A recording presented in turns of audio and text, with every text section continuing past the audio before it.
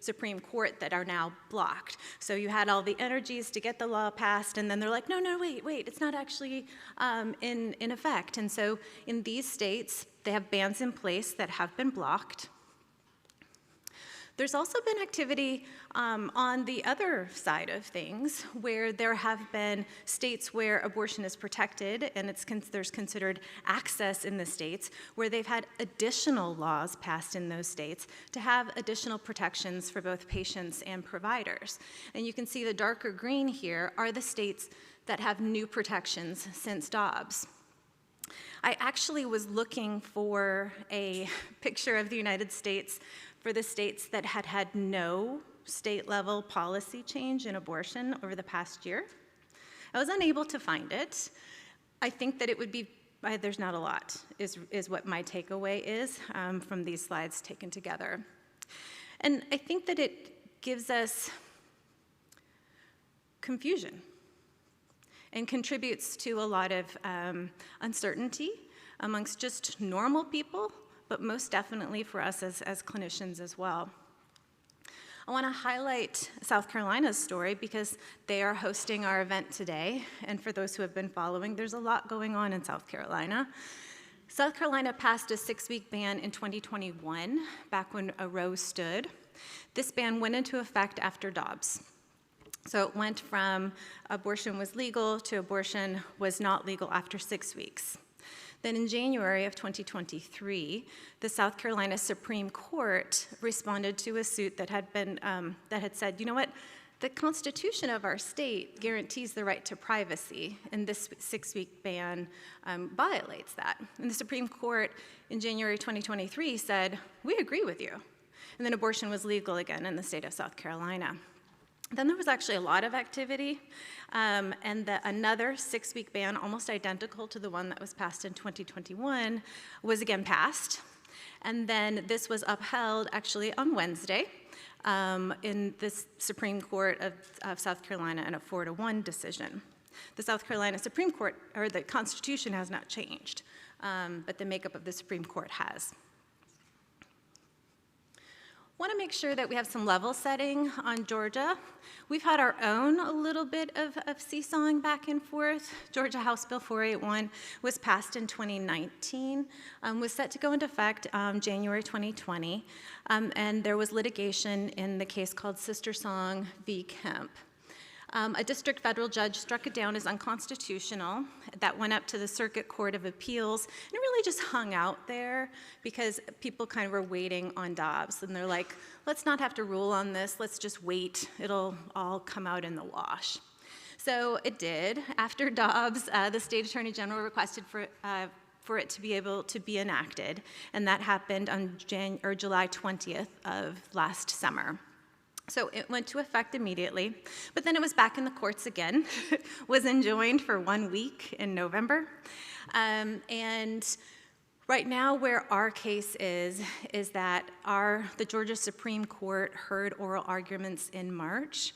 The question at hand for that case right now is that the Georgia Constitution has a line in it that says you can't pass a law that is illegal.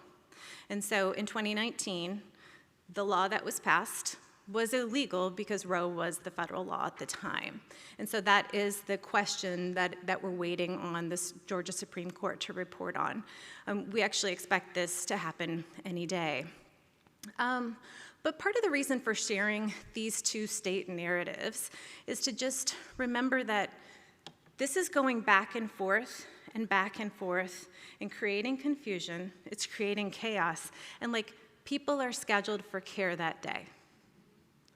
Providers are seeing a patient that day and now getting a complete reversal about what is legal, what is okay. The standard of care hasn't changed at all, but what they're allowed to do can change pretty dramatically. As a reminder, House Bill 481, and I'm not going to read all of this. You all know that this is, that abortion is legal in our state until the detection of cardiac activity. They do clarify that this only has to do with pregnancies that are located in the womb. That's actually language in our law. There are some exceptions, and these are going to be important, and Dr. Verma is going to talk a little bit more about these, but just again as a level set, if a physician determines in reasonable medical judgment that a medical emergency exists, for rape and incest, if a police report has been filed, and then if a physician determines in reasonable medical judgment that the pregnancy is medically futile. There's also some interesting language in 481 that I'll use as sort of a transition to what I think is on the horizon for the next year to years. We have some personhood language in House Bill 481, so that the state of Georgia will recognize unborn children as natural persons, that they'll be included in population-based estimates and determinations, kind of like the census, that there are tax rebates that are available. And I think we may hear more about this going forward. Other things that we're starting to hear about in different states are bans on interstate travel. We see that in Idaho. And then some bills have been proposed in multiple states that could jeopardize both contraception and fertility treatments. It's definitely a different time when we're thinking about how these bills are coming to be. And I want to just highlight a couple of cases that I think you should know about, but they highlight the different place that we're in right now, in that judges are making a lot of these determinations. There are some states that do ballot initiatives and things like that, but we also have judges that are making a lot of these decisions. I want to highlight Judge Kaczmarek, who's in Amarillo, Texas. There are two cases that came to his docket in 2022 that I think we should all know about. This first one, called Deandra versus Becerra, is, I think, the start of what will be parental rights bills that we'll be seeing more of. This is a father who sued, basically, Office of Population Affairs, DHHS, because Title X is a federal program that gives family planning dollars to the states. And per its program guidance, it says that minor patients can access Title X family planning services without parental consent. And he was coming from Texas and believes that that violated his parental rights. And so this case was put forth. It is actually in Texas. It changed the law in Texas, and right now is trying to figure out how that is going to impact care across the nation. Another case that came to Judge Kaczmarek's docket was this one, which was the Alliance of Hippocratic Medicine. I put the QR code up here just in case y'all haven't read this case. It's really interesting. But basically, a group of individuals got together and said that how the FDA approved mifepristone, which was approved more than 20 years ago and has had multiple kind of returns to the FDA to modify and expand the provision that you can use mifepristone for. Basically, they say that they did that all wrong and that it should really be taken off the market. This is still going through the courts. Just last week, I think it was last Wednesday or this Wednesday, the Circuit Court, the Fifth Circuit Court of Appeals ruled that mifepristone should go back to the original FDA approval from over 20 years ago. Now, this case itself has gone to the Supreme Court. The Supreme Court has ruled that any of these lower court decisions won't go into effect right now while the case is making it through the courts. So the Supreme Court could choose to hear this case in the fall, or they could choose not to hear this case in the fall. So I want to just exhale first. I want to just exhale about that. But I also want us to talk about impact. And I want to acknowledge that there's a 0% chance that I'm going to be able to adequately describe the impact of all of this on our day-to-day, that of our patients, families, and communities.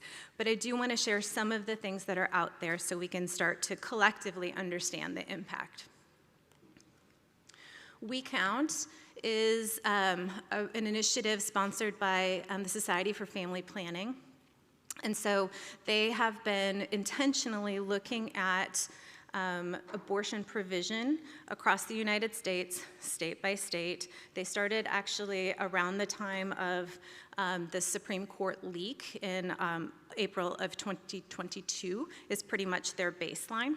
They've had 2 rounds of release of data, and these are all on their website. You can see all the things that I'm going to present here there if you're interested. For their first 6 months, they counted that after first 6 months after Dobbs, over 32,000 fewer people had abortions in the formal healthcare settings. The states with the largest declines were Texas, Georgia, Tennessee, Ohio, Arizona, and Louisiana. They update this particular graph every month. This is a snapshot of, I think the most recent month was it was a couple of months ago. I can't remember exactly which one, forgive me. But what you can see is the darker the color is the decrease in the number of abortions compared to April of 2022. And when I look at this, there's a couple of things that jump out at me. So we heard on the last slide that, you know, Texas and Georgia, we expected these to be dark colors. But the next thing that I see is that all of the Southeast is a dark color. There are some states that also have increases in provisions, so California, Illinois, New York, Florida, some North Carolina. But what they know by doing the counting that they've done is that the increase doesn't offset the decreases that are seen. The other thing that is striking to me, again, is just this gray block that we live in. So last night, I put myself into abortionfinder.com. I don't know if you've ever gone to abortionfinder.com, but it is a patient-facing website where you can be like, hey, this is my story. And so on the left, I put in information with my zip code and said, I'm about 7 weeks, 5 days. And so at 7 weeks, 5 days, you can see where they recommended that I go. That certainly I couldn't go to Georgia, and it was updated. I could no longer go to South Carolina either, but I could travel to Florida, get up to Illinois, go to Ohio, go up to North Carolina. DC is there too. These are only the top 5, or the first 5 that happen to be on the list. There are more on the list. You can see over here, I decided that I had just had my anatomy scan and that it was trouble, and that if I needed an abortion at 21 weeks, my travel would be much, much further. And obviously, this just tells part of the story. I could travel, right? Like if I needed to, I can get to any of these places. And so all of these policies disproportionately hurt people who cannot. They disproportionately hurt people who are low income, young people, people who are black or brown, people who are otherwise marginalized. This is even harder for people who have those experiences. I want to talk a little bit about impact. This is an article that came from Eugene DeClercq. For those of you who are in the maternal mortality and morbidity space, he does a bunch with maternal mortality and morbidity. This came from the Commonwealth Foundation and was published in December. And basically, this is analysis looking at abortion policy from 2018 to 2020. So during a time when Roe v. Wade stood, but there was a lot of activity, as we all know, in the policy landscape at that time. And so they outlined policies at that time, and again, it looks sort of like where we are today, but they outlined things into restrictive, which is in the red, or not restrictive, less restrictive, which is in the blue colors. In abortion restriction states, for this analysis, that was 26 states, about 2 million births. And then the abortion access states, slightly fewer states, slightly fewer births. Here they look at abortion restriction states versus access states and the maternity care resources. In these next slides, the orange is going to be the abortion restriction states, the blue is going to be those that have access. And here what you can see is that the number of OBs, the number of certified nurse midwives, the total, and then the county of maternity care deserts all reflect that abortion restriction states had fewer maternity care resources and higher maternity care deserts. They also looked at maternal deaths from 2018 to 2019. And what you can see is that, again, the abortion restriction states had higher maternal death rates than those that had access. This looks at that same outcome, just broken down by race, ethnicity. And again, I think the trends are holding steady. They also looked at state infant and perinatal mortality rates by race, ethnicity. And we see a very similar concept, is that the abortion restriction states not only have higher maternal mortality, but also infant mortality. So that was an analysis of pre-Dobbs policies for states. This is a research brief that was published in the Gray Journal that came from 2 hospitals in Texas. You know, remember, Texas is about a year ahead of us in their abortion laws because of SB 8. And so what they did is they reported on what happened for both moms and infants for pregnant people who are at 22 weeks gestation or lower, if they did expectant management or if they intervened, which had been interrupted by the Texas law.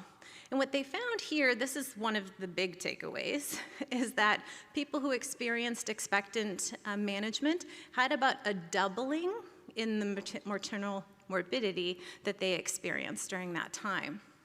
They also up here report on the fetal outcomes and found that about 1/3 had an interpartum demise, about 1/3 were born with cardiac activity, and 90% of those had a demise within 1 day.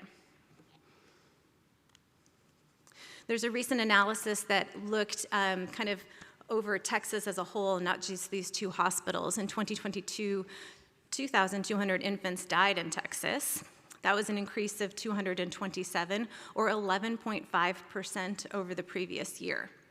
The increase of infants born with severe genetic births increased by 20%, and this reversed a trend from 2014 to 2021, where infant mortality had fallen by 15%.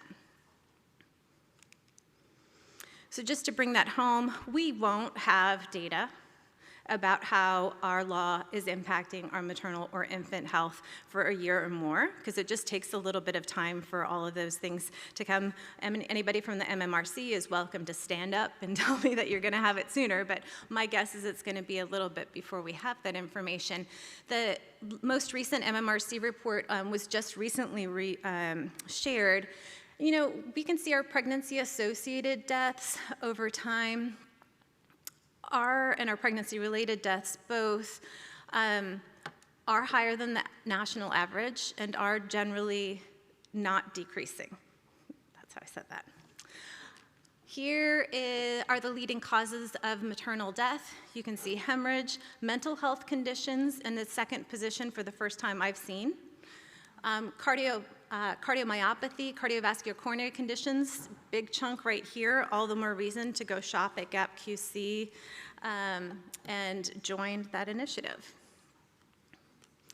And then also our infant mortality. You can see here that our infant mortality is actually improving in our state, but we still do have a higher infant mortality rate than the national average. Let's talk a little bit about workforce and pipeline.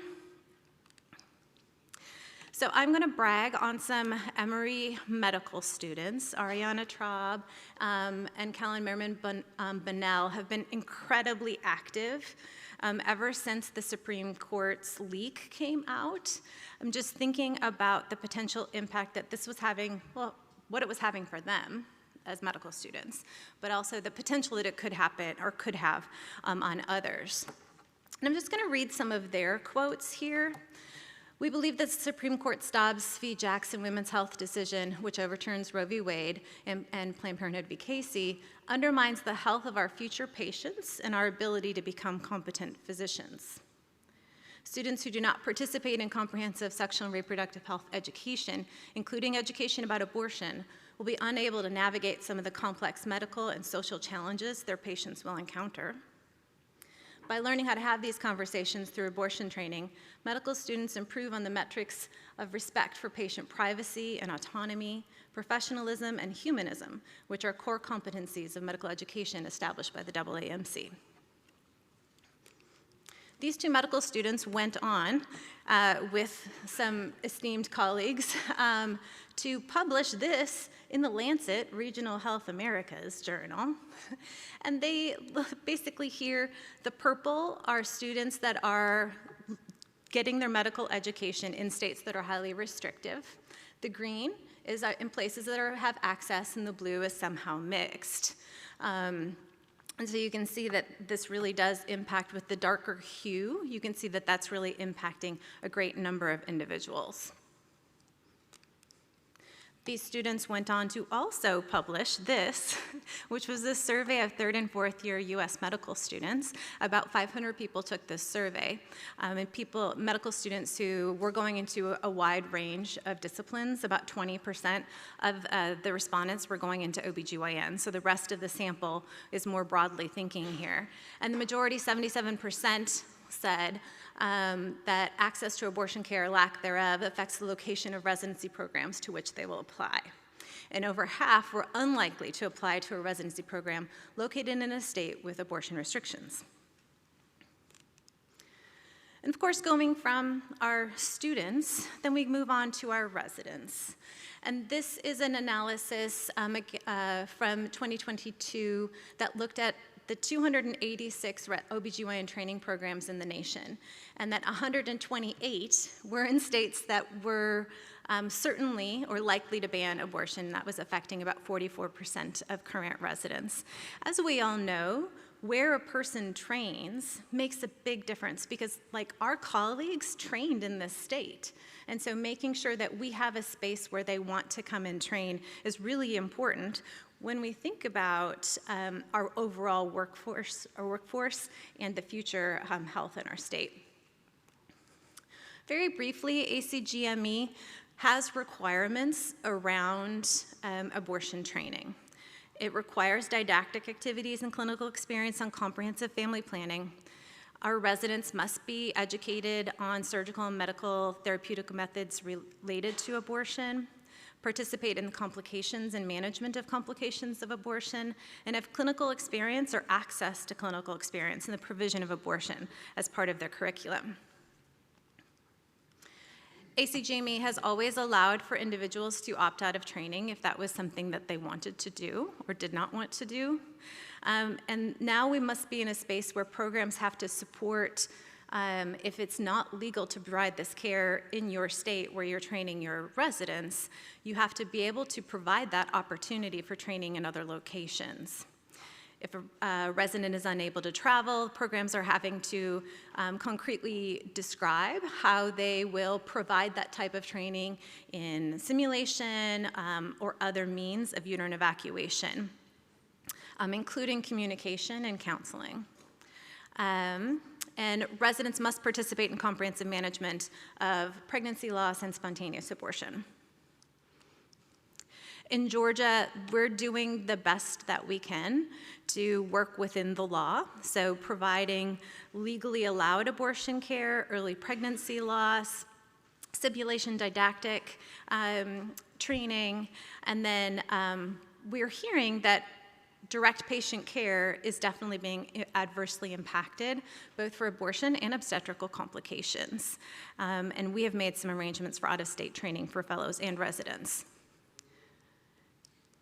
Taken together, I think we have to be thinking about, I know you all have seen something like this county by county graph before, but taken together, it is something that we'll be thinking about and needing to work towards better understanding and some strategizing about how we're going to take all this in and still manage our workforce shortage, which was already well underway before these policy changes. And now I'll turn it over to Dr. Verma to talk a little bit about on-the-ground life.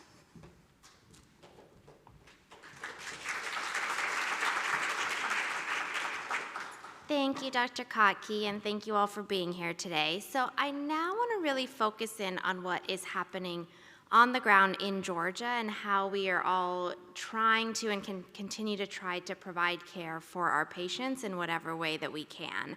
I had the privilege of practicing in Georgia before and after the 6-week ban went into effect, and things were by no means perfect before the 6-week ban went into effect. We had other restrictions, we had other things that we were dealing with, but it has definitely gotten much, much harder. I also provide full spectrum OBGyn care, so have seen how these laws, like many of you all have seen how these laws are affecting care on labor and delivery, our patients that we're seeing for their annuals, for their regular GYN care, as well as abortion and contraception care. So we're gonna dive a little bit into all of that.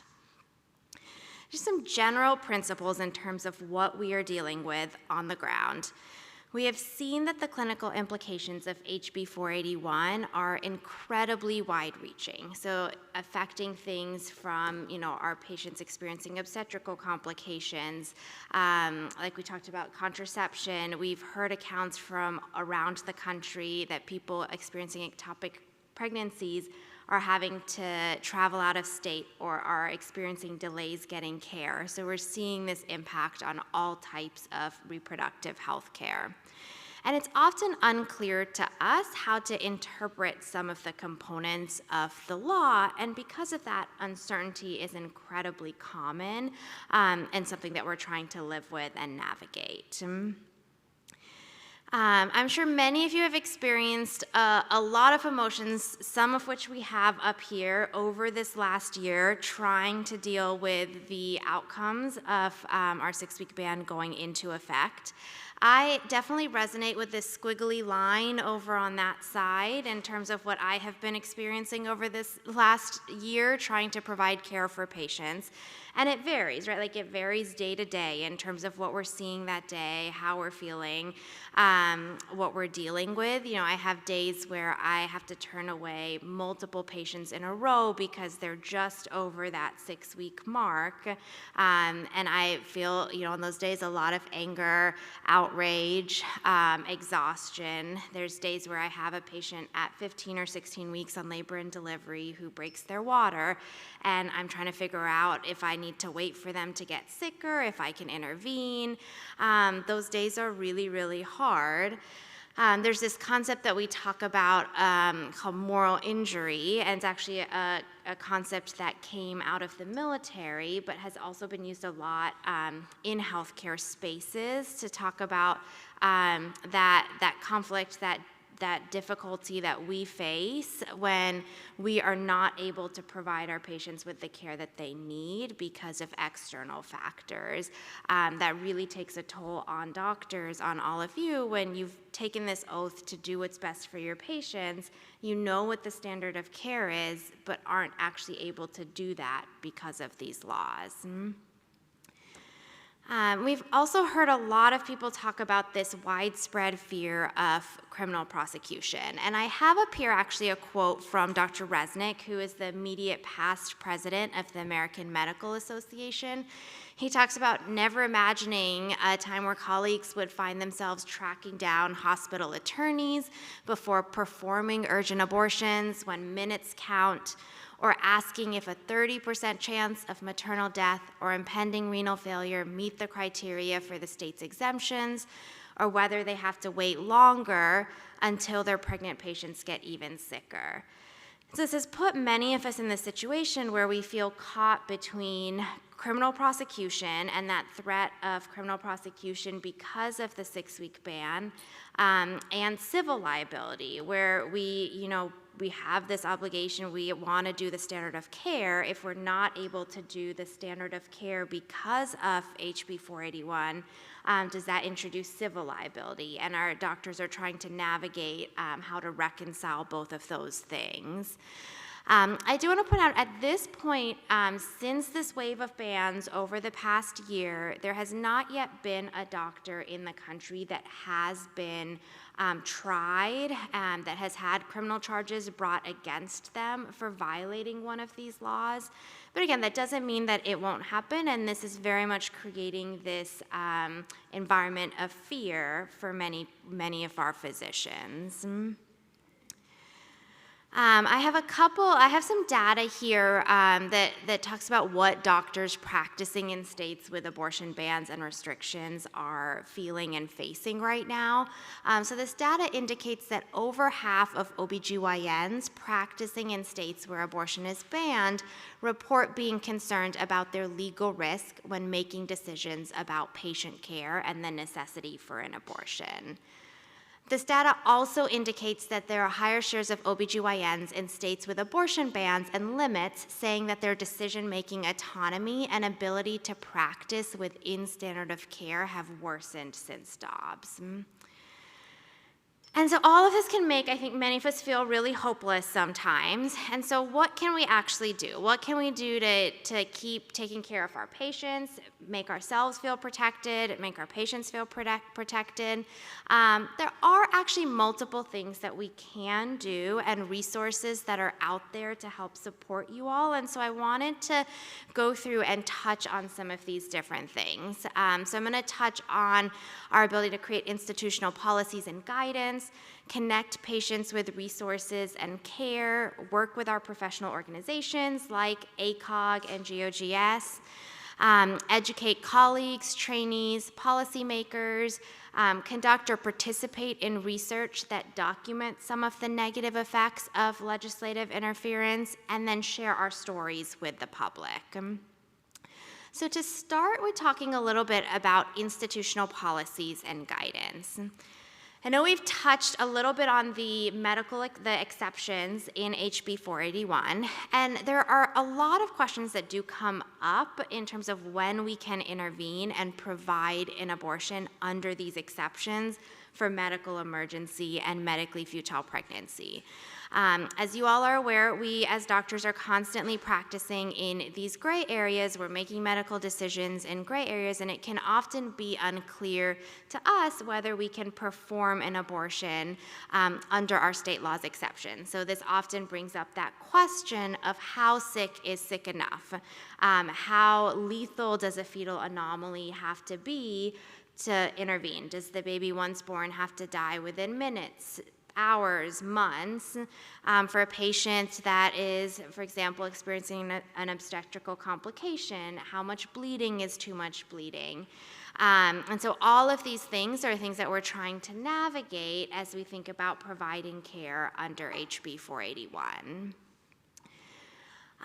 One of the things that can be helpful that ACOG has recommended to assist with this confusion that people are experiencing on the ground is to create institutional task forces or review committees.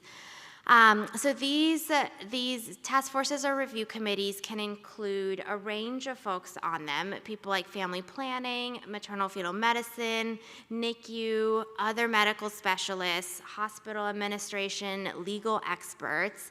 And the goal is to have a group of people that is available to rapidly help doctors make decisions about what abortions they can legally do under the state laws, and also feel protected in that decision making, so you don't feel like you're on your own. I know this infrastructure may not be possible for everyone, but it is something that could be helpful if you have the infrastructure to do so, and have a body that's helping with this decision making. For us at our institution, we have a task force that again helps us with some of these more complex cases that are coming up, and then we also have a sense of certain things that are straightforward, right? For example, anencephaly for medically futile pregnancy is pretty straightforward. So when we see cases like that, we know we can move forward under our law.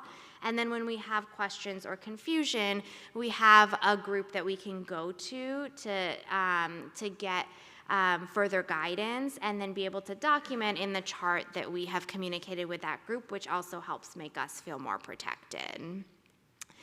In addition to recommending these task forces, ACOG has also put out guidance discouraging folks from creating an inclusive list of conditions that qualify for care under the state law. We've definitely heard some doctors and institutions bring up this idea of creating this type of list, and I can definitely see the temptation of it because, we're trying to figure out how to get some type of guidance for people that are confused, that are trying to provide care on the ground. But the reason they discourage this type of inclusive list is that there's fear that this can actually be used to prevent some people from getting the care that they need, right? There's no way to create a list of every possible condition, every individual situation that could qualify for care under the state law. So some of the reasons why they say this inclusive type of list would be dangerous is that, again, medicine is complex. It requires individualization. We all train for many, many, many, many years to be able to look at the individual person in front of us and provide them with this individual care. There's no way for a list to take all of that into account.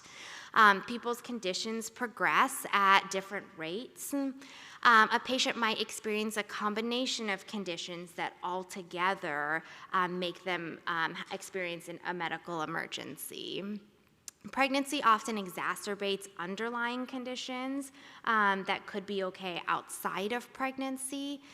There's also no uniform set of signs and symptoms that constitute an emergency, and people, especially our patients that are often young, healthy women, look okay until they're not, right? So a patient could be in in deteriorating condition, but appear to be stable until they completely crump.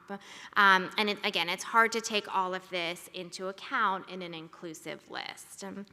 I do on this next slide have a couple, so these are two of those pieces of guidance that ACOG has put out that could be helpful as you're trying to create clinic policies or institutional policies.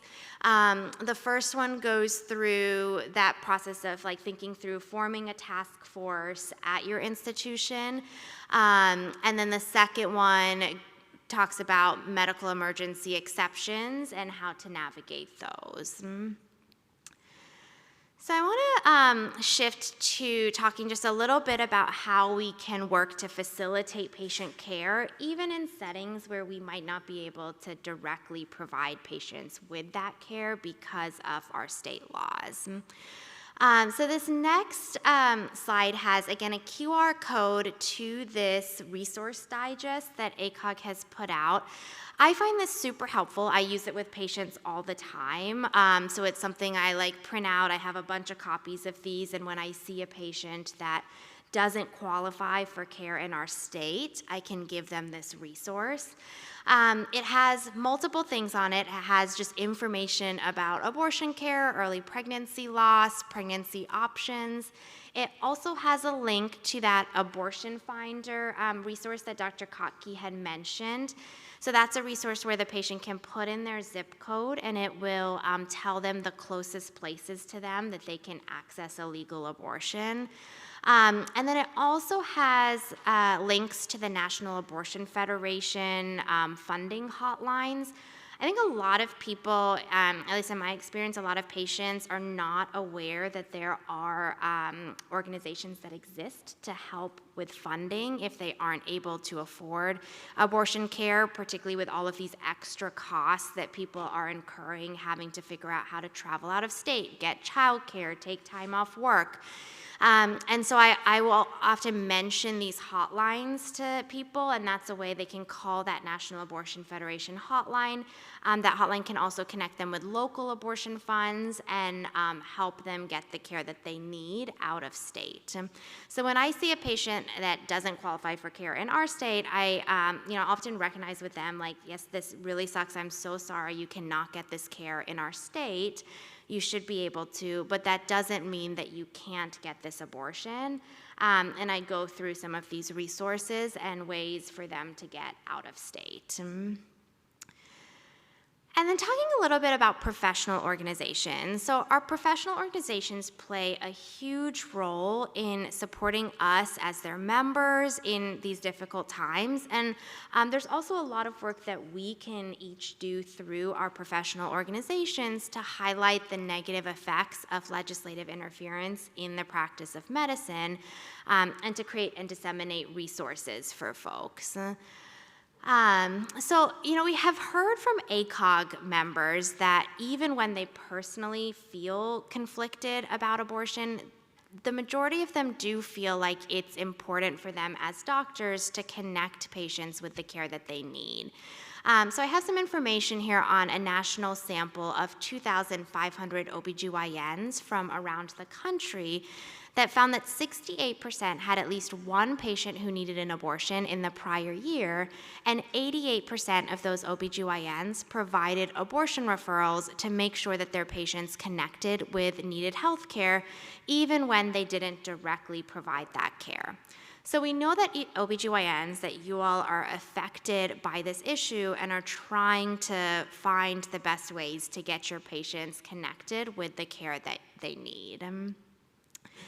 It has been really helpful to have a lot of our professional organizations and our medical community be more vocal on this issue over the past few years. So this is a statement that was released by more than 75 major medical organizations in July of 2022. So that included the American Medical Association, the American College of OBGYNs. It included, internal medicine, surgery, psychiatry, neurology. A bunch of the professional organizations came together to release this statement that makes very clear that the consensus of the medical community is that abortion care is safe and essential reproductive health care, and that legislative interference in the practice of medicine is harmful.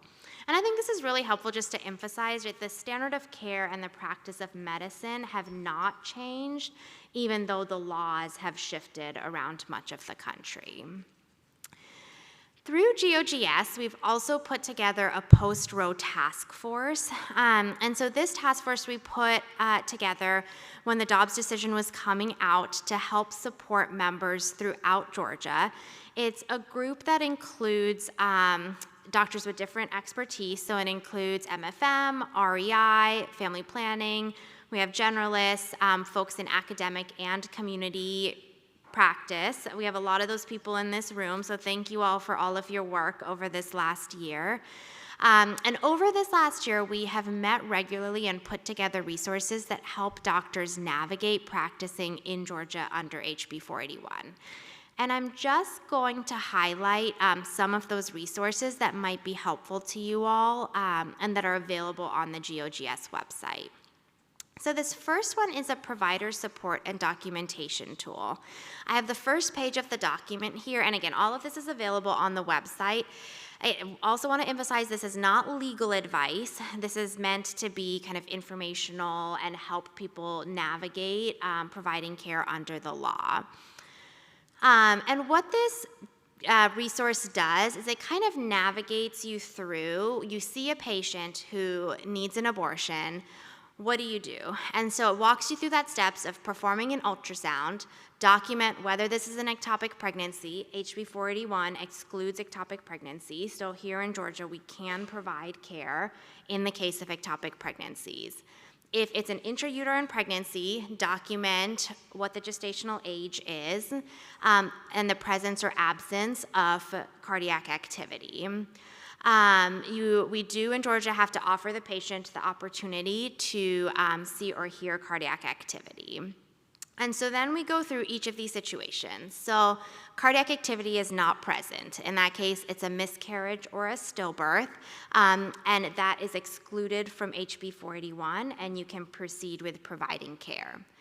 If cardiac activity is not present because it's too early, they're less than that approximately 6-week mark, we can still move forward with abortion care. If that is what the patient wants, after getting voluntary, non-coercive, informed consent. And we list out here some of the things to be aware of when providing that care. So Georgia does have a 24-hour consent, so we do have to present certain information to patients 24 hours before providing the abortion. That can be done on the phone. It does not have to be done in person. And then when you see the patient in person, you can sign the consent form with them, dating it with the date and time that you did that consent 24 hours in advance. And so we also have a copy on the next slide. I'm going to share a copy of an example 24-hour consent form that you all could print out and use in your practice. Other things to be aware of is that all abortions, pregnancy losses, and stillbirths in Georgia must be reported within 10 days. And so we also have a link here to the electronic portal for reporting those things. This is that copy of the 24-hour consent form. And then if embryonic and fetal cardiac activity is present, we list out those situations, those 3 exceptions where abortion care is allowed under our law. And we have here too the specific definitions that the state law uses for each of these things. And so this kind of walks you through how to document in those cases. This is, again, the specific language that the law uses for medical emergency compelling performance of abortion. And so we've taken this specific language on this next slide and just given some example documentation that you could put in your chart when proceeding with one of these cases. So for example, if this was someone at 17 weeks who presents for pregnancy termination because of a medical emergency, you document that you did an ultrasound, confirm the pregnancy and gestational age, confirmed fetal cardiac activity, and then again, this language is taken right from the law that in the reasonable medical judgment of the physician providing medical care to the pregnant patient, an abortion is necessary in order to prevent the death of the pregnant patient or to prevent the substantial and irreversible physical impairment of a major bodily function of the pregnant patient. So again, just sample language when you are proceeding with some of these cases that you could use in your chart to feel more comfortable kind of moving forward with that. We also, the Georgia Post-Dobbs Task Force did do a webinar where we walk through a lot of this information and go through specific clinical cases and how to think about approaching them under the law. And so that is available on the website as well if you all are interested in accessing that at a future time. I want to walk through one more resource that we have put together through the GOGS Post-Dobbs Task Force. So this is a guide to language that is really intended for the public, for clinicians, for policymakers, patients, advocates, and other people that could use it or benefit from it. And our goal with this was to really address some of the misinformation that is out there about abortion care and provide accurate medical information. And so what we've done is we list out different medically accurate terms and define them in a medically accurate way. So for example, with gestational age, there's a lot of confusion that we've heard from all types of folks, from our patients, from the public, media, our politicians, on what 6 weeks, when we say 6 weeks, what that means when we are banning abortion from 6 weeks, what that actually means. There's a lot of confusion where people think that means 6 weeks from the first missed period. instead of from the last menstrual period. And so it can be helpful to clarify for people that when we say that's 6 weeks, that's actually just 2 weeks from the first missed period.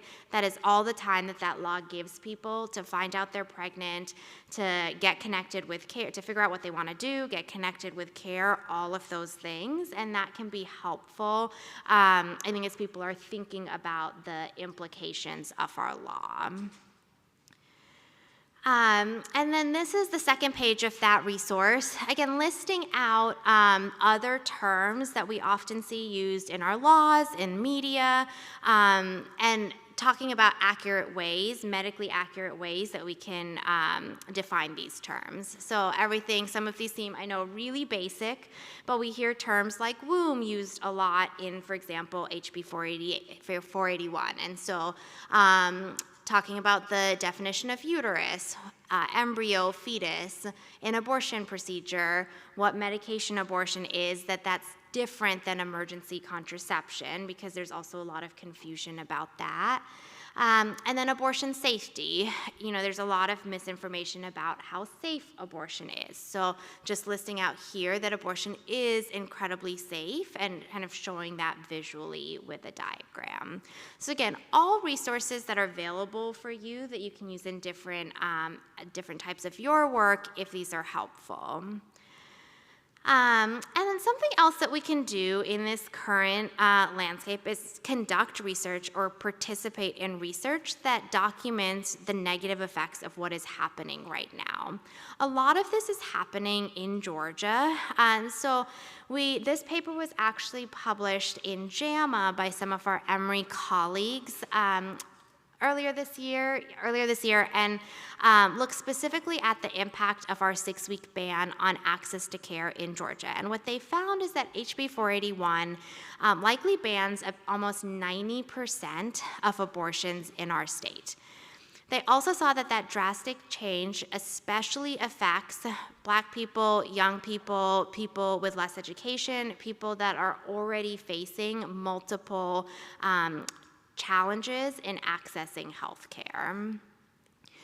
Our group, actually, Dr. Kottke and I worked on a study to really explore the perspectives of people in Georgia, actually the general public, on an early abortion ban, on our 6-week abortion ban. And this was an interesting study for us because we found that even here in Georgia, when we started talking to people for this study, the majority of our participants actually had very complex views on abortion. They didn't fit neatly into those pro-life, pro-choice categories that we often hear.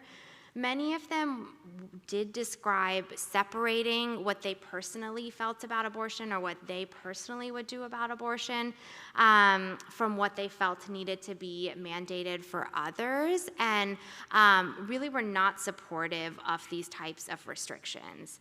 We also found that there was a lot of lack of understanding of what that 6 weeks means and how that impacts care. And so again, that was one of the things that motivated us to do some education about what that 6 weeks actually means. And then currently we're doing a study looking at the impact of HB 481 on people with high-risk pregnancies in Georgia. So for this study, we're really looking at what barriers people from Georgia that have high-risk pregnancies are facing when they're attempting to access an abortion. We've seen in data from other parts of the country, specifically Texas and a couple other places with bans, that even when these bans have exceptions for medical emergency, people with high-risk pregnancies still have a much harder time accessing care, and many of them are unable to access care. And we've also seen a link between these abortion restrictions and maternal morbidity and mortality. So this is something that we've been exploring more here in Georgia since our 6-week ban went into effect. And I want to share just a couple quotes that have come from our participants so far, just to highlight the impacts that we're seeing. I think that these participant stories can be really powerful in highlighting the negative impacts of these laws. So this was a participant in our research and a patient that we took care of who is a young woman in her early 20s. Her last pregnancy had been complicated by severe preeclampsia and HELP, which required her to deliver at 29 weeks. She fortunately was able to get an abortion before 6 weeks in Georgia. But when reflecting on that experience, she talked a lot about how terrified she was to get pregnant in Georgia and not be able to get the care that she needed. And talks about the impacts that would have had on her, and said when she was pregnant, she felt like if she had to continue that pregnancy, she would have had one foot in death. So that was really powerful to hear just how much fear she had around this pregnancy based on her last experience. We also, I know this is a long quote, but I think it's really powerful. This was a patient who was in her 30s. Her and her husband had been struggling with infertility. They were really excited to get pregnant with their final embryo during their IVF journey. She unfortunately broke her water at 17 weeks, and she was a patient here in Georgia, had to wait to get sick or figure out getting out of state in order to get the care that she needed. And she talks about how much Georgia's law increased the suffering that she and her family were already experiencing. So she talks about how it's hard enough to lose a baby that was otherwise perfect. When I close my eyes, I can feel him on my chest in the delivery room. I can see the smile on his big brother's face as he holds him for the first time. She talks about how at every major milestone, she will miss him. But to be denied the basic medical care that I needed, to be told that I must first be at risk of dying, to be forced to relive using him every day for 5 days because the doctors couldn't help me, the trauma of that on top of my loss is devastating. And her story was actually really powerful to hear, and I testified at Senate a few months ago, and she actually submitted some materials, a letter about her story that we were able to share there. And also, I think thinking about the trauma that she experienced and also her doctors who wanted to take care of her and were facing these barriers to do so, and the moral injury that creates as well. One of the other research efforts that is ongoing to try to document some of the negative effects of what is happening currently is this Care Post-Roe study. So this study is happening out of UCSF, and they are collecting stories from around the country from doctors who have instances of not being able to provide the standard of care or provide care in a way that they would have before these laws, because of some of the laws that they're dealing with. And so they have a website, and you can click on that Share Your Story link. It's totally anonymous. They take out any specific patient identifiers, but it is a way for you to share some of the things that you're experiencing, and they're putting all of this together in reports that they share with media, with legislators, with the public, to really get a sense of what is happening around the country. And I'll end by just saying that, our voices as doctors are so important in these conversations. This is a picture. I know we have a lot of familiar faces that are in this room here, but this was a picture from our ACOG CLC virtual lobbying day. But I think it's really important. I think sharing our stories takes so many different forms, right? This can be conversations with friends and family. It can be talking to our nurses, our OR staff, talking to media, talking with legislators. But our voices are incredibly important. A lot of times when we hear about abortion in the media or in political spheres, it's in an incredibly polarized way. It's as this isolated political issue.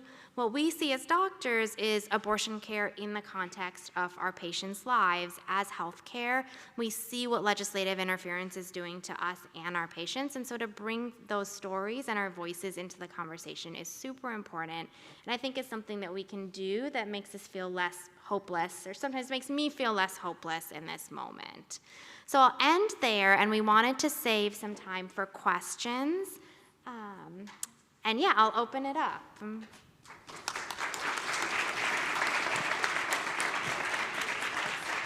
Anybody have any questions?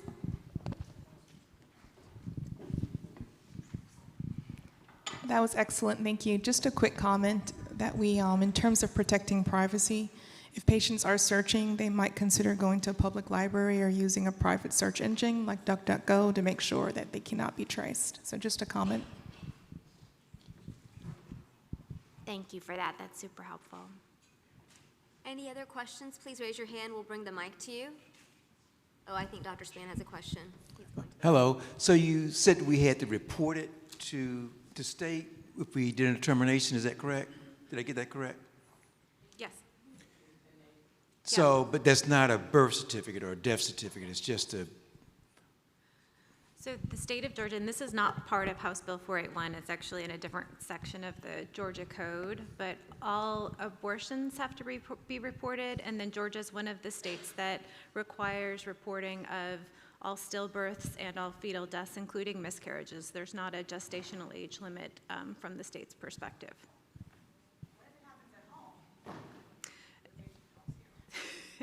If it happens at home and you have no documentation of anything that's ever occurred, then you don't know that a pregnancy happened. Yeah. What was that? But there is an electronic portal, and I think most systems have a way to report this. Currently, certainly if you are doing care in the hospital, I think most of the time that is being done. That's when lots of people will come and give you a little thing to fill out. And you can have a proxy fill that out for you. I had a question, this may be silly, but if you have, since there's personhood on these undelivered embryos, fetuses, does that mean that they're personhood in IVF labs? Is that, or is it still have to be in utero? So that's a great question, and I think that we're not there yet. Georgia law, House Bill 481, says in the womb, for its definitions of abortion, but I think you bring up a really important question that we'll have to just see how things evolve.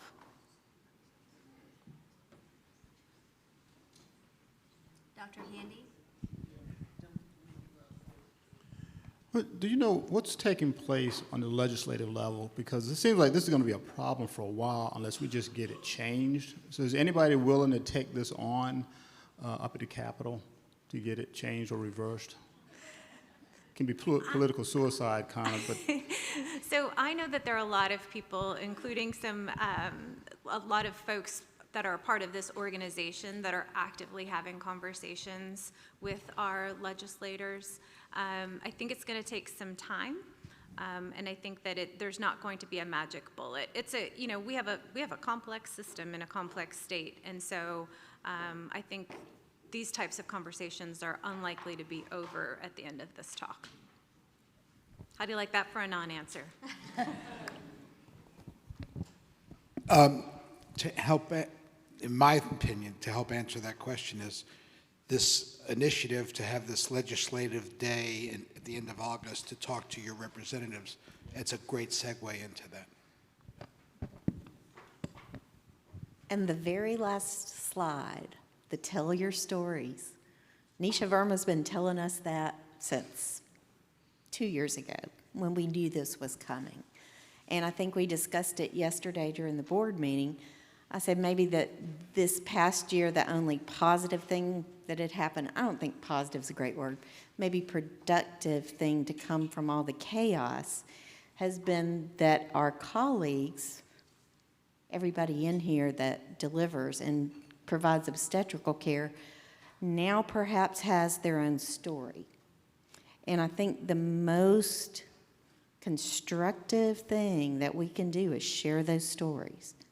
And if you're not the kind of person that wants to go to the Capitol and talk, it's okay. We've got a repository. You can give them to us. We'll take them. We've got people. However, if you'd like to come, we want more voices. You know, the people, the boots on the ground providing obstetrical care in this state, nobody's going to be left untouched eventually, because obstetrical care is so complex and it changes minute to minute. You know, back pre-Roe v. Wade, it was all about the septic AB complications. I think now it's another story. It's second trimester complications of just routine obstetrical care. And it's getting all of us. So share your stories.